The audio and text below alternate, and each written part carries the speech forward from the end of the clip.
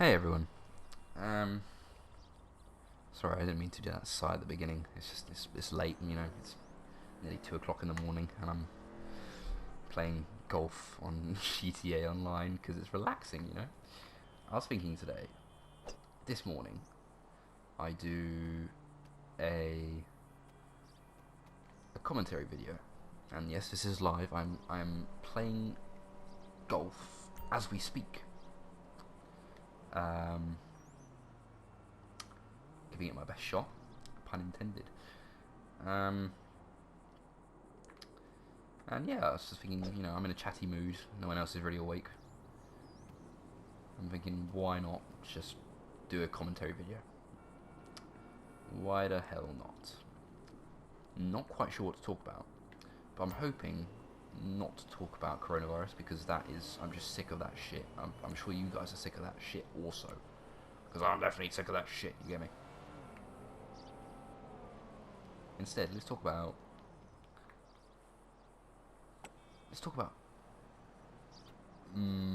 something beginning with M. Minecraft. No, not Minecraft. Not Minecraft. What? You just hit an invisible wall. That's bullshit. I was gonna get a fucking birdie for that one, mate. Par. I'll take it. My guy seems happy enough. My guy. I'm not talking about Minecraft. I'm just going to talk about my guy. That begins with M. It's my guy. He's called Vlad. That's what I call him. I've been playing with this character since 2017. So 3 years pretty much. 3 years this August. I'm counting like it's an anniversary or some shit. Don't mean to sound that sad. But I just thought about that, and I know he he looks like an old man. Oh, I'm not. I swear I was doing this. I was doing better at this the other day. Didn't mean to land in the bunker there. He's a lot better dressed than your average run-of-the-mill GTA player. Most of them have like dreadlocks and have like a hype beast outfit with like a skull mask. I'm not about that. I'm about dressing up for the occasion, personally. I'm all about that. And if the occasion requires good taste, that is what I'm doing. It sort of conflicts with the cannabis tattoo on the side of my face. But I think that adds a little bit of flair, a little bit of personality. You get me? Now, just a moment, I need to focus on my next shot. I'm going to put some spin on it. Go for a risky one. Here we go. Oh, beautiful. Go on, spin that shit. Oh, look at that spin. Beautiful. Oh, just out of the green. Yeah, let's talk about the old cannabis, I think, like most of you lads, my supply has run out in these pressing times. And people ask me sometimes, they're like, Jake, do you think that cannabis should be legal? And you know what I say to them? I say, oh, fuck yes. Fuck yes. Not just because it'd be nice to get blazed every day, which is something that I don't encourage, by the way. I think that weed is it's seen as so evil by so many people who've never tried it. I remember once I told a girl in my class, right, a few weeks before this whole lockdown shenanigans started, I told a girl in my class that I'd gone high the day before, not to show off or anything. I look tired. I get hangovers from getting high sometimes, I look tired. The girl was like, you right? I'm like, yeah, I just, I had a joint last night. I got high. And I usually stay up late when I have a joint because, who the fuck has a joint and then goes to bed, Well, some people do, actually. It helps with sleeping sometimes, for some people. I said that to her, and she looked at me like I just shot up heroin right in front of her. It's just, it's comical how touchy people get about the whole thing. It really is. The thing is, you can't be against the legalization of cannabis and also be silent about the selling of alcohol and double bogey, that's horrible. And of alcohol and cigarettes. Do you know how many people get killed by tobacco-related? How many tobacco-related deaths there are every year? Let me get my phone up because I need to spit some real facts here because I read a number and it's just atrociously high. Now keep in mind this isn't directly being killed by tobacco. These are conditions that tobacco has caused. Deaths related to tobacco worldwide. In the world as a whole, some 3 million deaths a year are estimated to be attributed to smoking. 3 million people. That is a lot. That is a lot. Now, let's look up deaths due to cannabis. Worldwide. And nothing is even coming up. Okay. There's this one news article I'm gonna pull up. Okay. Deaths from cannabis use in England and Wales from 1993 to 2018. Deaths related to cannabis use in England and Wales amounted to 22 in 2018. The highest any amount in the last 25 years. That's crazy. 25 in England. I mean, I know this is UK and Wales compared to worldwide, fair enough. But still, you can compare those two numbers. 22 versus 3 million. Alright? I mean, in the UK, that's going to be like a couple 100,000, isn't it? Insane. You cannot logically advocate for... Let me adjust for wind here. You cannot logically advocate for the legalization of cannabis and be silent on the selling of tobacco. It just makes no sense. It's a contradiction in terms. And alcohol, I'm not even going to look up alcohol because I know that's going to be astronomically high. And furthermore, both substances are infinitely more addictive than weed. Infinitely. Do you see Cannabis Anonymous? No, you don't. But you do see Alcoholics Anonymous. And yes, you do see nicotine patches. Do you see THC patches? No, you fucking don't, mate. No, you don't.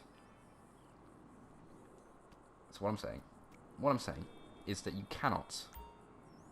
That was a shitty shot, fucking my life. You cannot... I feel like if I was doing better at golf, I feel like that'd make my argument more convincing. Even though it's not related at all. I'd have better qualification to be making a case.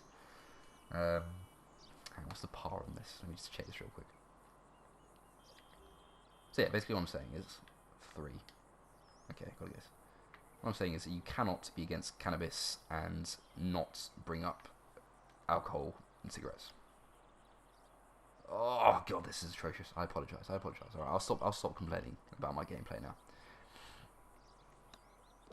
I've had some profound realizations whilst on cannabis. Whilst using cannabis. I've had some profound realizations. I am a completely different person when I get high. Completely different. You should see me. It's a sight to behold. I only like getting high with people I'm comfortable with. There's a certain person I get high with on a regular basis, but I will not incriminate them. I'll not incriminate them. Very close person to me. And he's the only person who I ever really get high with. I've only ever gone high with my friends on one other occasion. So every time I've gone high, which is quite a lot at this point, it's been with that same person. And I feel like it's such a bonding experience getting high with someone, because it puts you in a position of such vulnerability to a certain extent. I mean, for me, I'm just absolutely useless when I'm high in terms of like motor function. So there's a certain amount of trust, and I'm very outspoken when I'm high, as most people are, and I always have philosophical conversations, and I experiment with ideas that I wouldn't normally. I say things like I share parts of my thinking that I wouldn't normally think if, you know, I hadn't been smoking. And it's just, I think it's something that everyone should experience at least once. At least once. At least once. It's getting high too much. There's definitely, I feel like anything in the entire universe, too much of anything is bad. Too much of anything. You know, logically. And you might say, well, you know, how can you have too much of, you know, a loving and caring relationship? Well, by saying that it's too much, that within the statement itself there is an implication that there is a negative aspect to that relationship. Too much of a loving relationship, although that does not sound like a logical statement in itself. If there's too much of something, that means that there's something about it which you don't want. Are you following me? You can't have too much of something and it be a positive thing, unless you're speaking in like, in like, figuratively, whatever. And, you know, weed does not escape that, not at all. It is really important to control yourself with any substance. You know, at the end of the day, weed is a drug. You know, there's no going around that fact. But at the same time, so is tobacco, so is alcohol. You know, there's no escaping that fact either. It's really important that people, because I've had it, you know, I've had it when I've smoked weed, you know, days in a row, and those days are sort of just a little bit numb, you know. When you've got really intense like experiences, you can't have that all the time, you know. It's sort of like, I don't know, man. I don't know. It's just, you can't have it all the time. You can't have it all the time because then real life just becomes dull. And not because it's by comparison, but it's just because real life just feels dull, and you just become dull, and you become okay with, you know, just being okay. And, you know. So, you know, definitely in moderation. In moderation.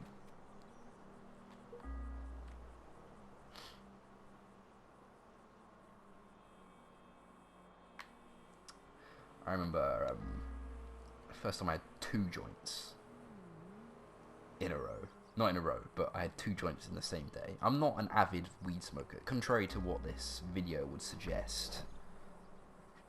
I, you know, once or twice every week was the case, you know, a few months back. But, you know, since the lockdown, that's not been happening, obviously.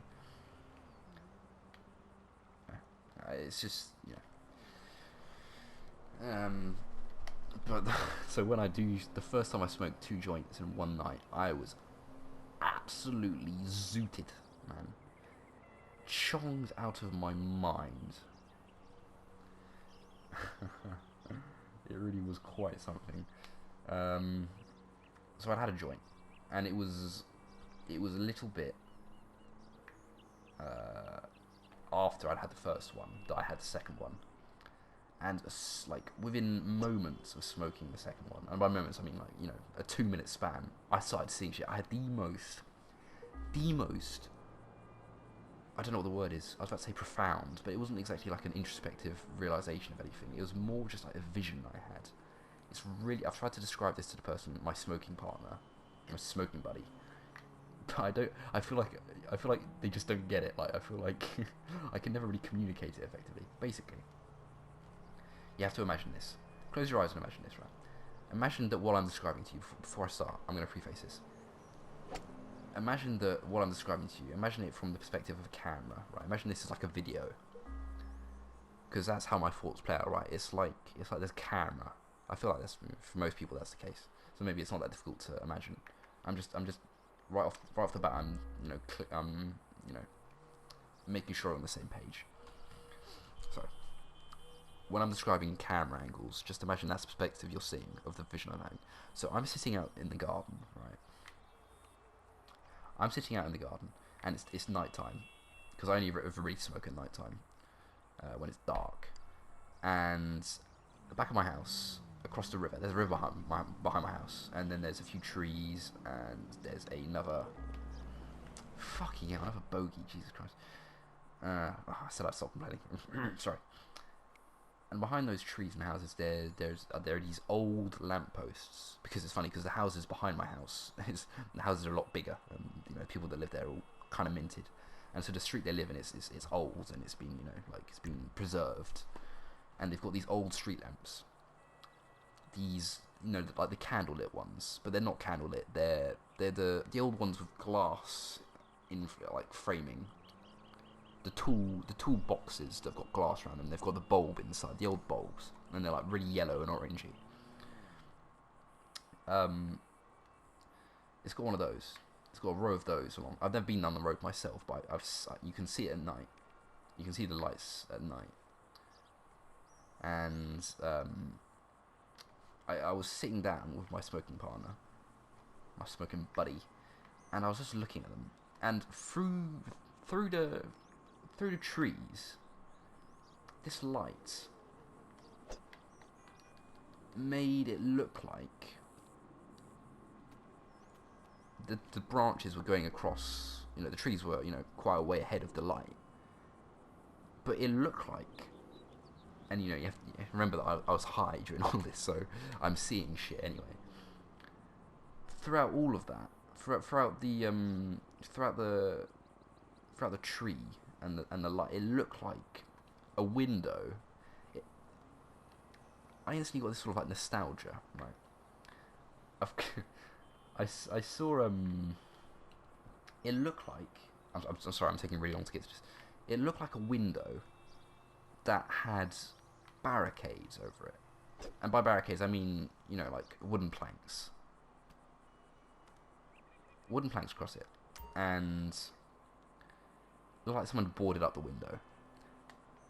Okay, so this is where it's going to get difficult to describe. So the camera angle is, I look at this imagery in the distance, and suddenly I zone out, and it's sort of like I'm in a dream. And I sort of zone out, and since it's so dark, it's like my eyes are shut anyway, so it's easy to imagine shit. And I start seeing this vision. So the camera angle is really up close to the same thing I've just seen in the tree. It's this window that's boarded up, and it's this orange light. So it looks like it's about 5 o'clock outside this window. I don't know where this is. It's in this really dark room. It's so dark you can't actually see the room itself. You can only see the window and the light outside it. You can't see anything outside the window except the light. But I'm in this building, and there's this window with these boards across it. And I go through the camera, and by extension my consciousness. This sounds crazy, right?